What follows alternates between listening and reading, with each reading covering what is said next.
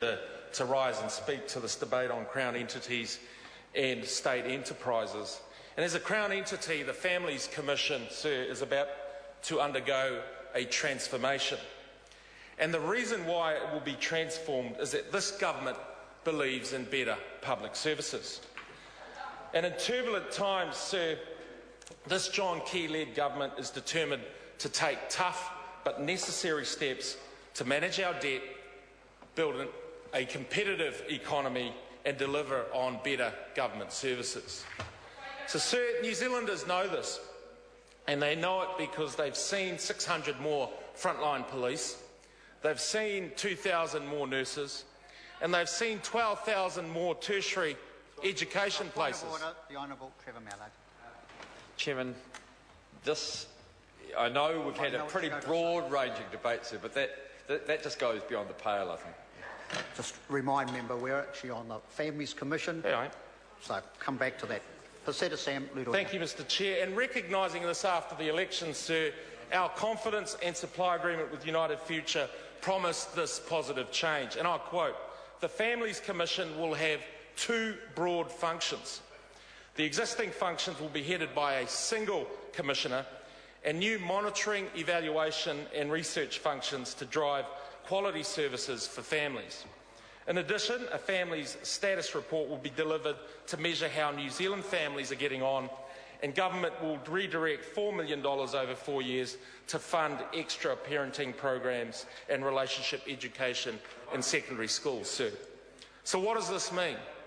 Well, we are restructuring the Commission, and this will see their core activities streamlined through a leaner, more focused structure. It will be headed by a single commissioner, down from the original 7. That's right, sir, less bureaucracy in one foul swoop. However, it will be governed by a board that will include Professor Sir Peter Gluckman, as well as persons from the public sector, philanthropic and business representatives. Sir, this is about credible community input into the direction of an important entity. The Commission will also take a new role providing for independent monitoring, that's right, independence, evaluation and research to measure the effectiveness of initiatives across the social sector. And funding will be reduced from $32 million over 4 years to $28 million.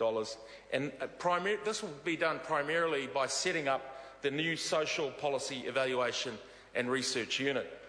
So if we're going to make a difference in our communities, sir, for our families who are struggling in our communities, we need to be able to invest in interventions that we know will work.